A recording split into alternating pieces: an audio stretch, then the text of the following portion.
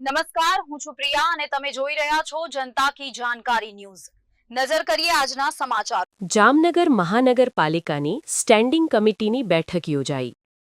જામનગર મહાનગરપાલિકાની સ્ટેન્ડિંગ કમિટીની બેઠક સ્ટેન્ડિંગ કમિટીના ચેરમેન નિલેશભાઈ કગથરાના અધ્યક્ષસ્થાને યોજાઈ, જેમાં 43 કરોડ 4 લાખના શહેરી વિકાસના કામોને મંજૂરી અપાઈ।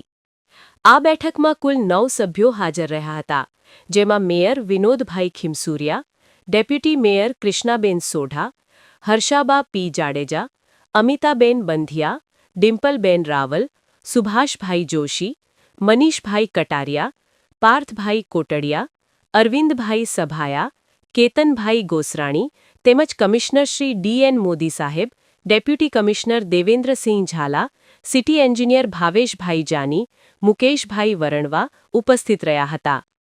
રિપોર્ટર વિશ્વનાથ જોશી, જામનગર।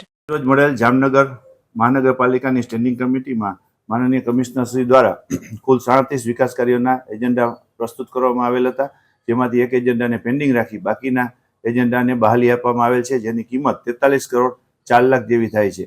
આ મુખ્ય વિકાસ કાર્યોના એજન્ડામાં જામનગર શહેરમાં એક ક્રિકેટ ગ્રાઉન્ડ અંદાજે 27,000 ચોરસ મીટર, જે સમર્પણ હોસ્પિટલની સામે કોર્પોરેશનના જગ્યામાં ક્રિકેટ ગ્રાઉન્ડ બનાવવાનું નક્કી કરવામાં આવેલ છે। તે ઉપરાંત એક ફૂટબોલ ગ્રાઉન્ડ કે જે જામનગરમાં વોર્ડ નંબર 5માં પોલીસ હેડક્વાર્ટરની બાજુમાં અંદાજે 12,043 ચોરસ મીટર જેવી જગ્યાની અંદર એક ફૂટબોલ ગ્રાઉન્ડ બનાવવાનું દરખાસ્તને પણ બહાલી આપવામાં આવેલ છે। આ ઉપરાંત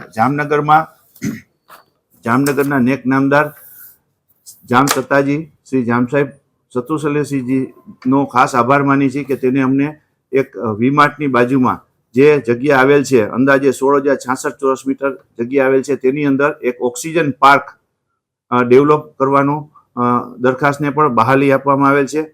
આ ઓક્સિજન પાર્કની અંદર એનું નામ એટલે ઓક્સિજન પાર્ક આપવામાં આવેલ છે કે એની અંદર C4 કેટેગરીના વૃક્ષો, જે હાલમાં પણ અહીંયા C4 કેટેગરીના ઘણા વૃક્ષો છે અને જે નવા વૃક્ષોનું વાવેતર થશે તે પણ C4 કેટેગરીના થશે, જેના હિસાબે એ ઓક્સિજન વધારે આપતા ઝાડો છે, એનું અંદર વાવેતર થશે। અને બીજું કે શરીરના આપણા 7 ચક્રો હોય છે, તે ચક્રો આધારિત ત્યાં 7 જગ્યાએ, દાખલા તરીકે મૂળાધાર ચક્ર છે તો એને લાલ કલર હોય છે, તો એ લાલ કલરના વૃક્ષો અથવા તો લાલ કલરના ફ્લાવર્સનું એ ટાઈપનું પ્લાન્ટેશન થશે। ઇવન ત્યાં પેવર બ્લોક જે નાખવામાં આવશે તે પણ લાલ કલરના નાખવામાં આવશે। આમ 7 ચક્રોને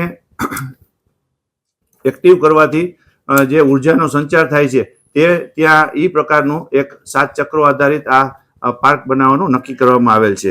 અંદાજે 335 મીટર લંબાઈના 4 વોકવે આની અંદર હશે।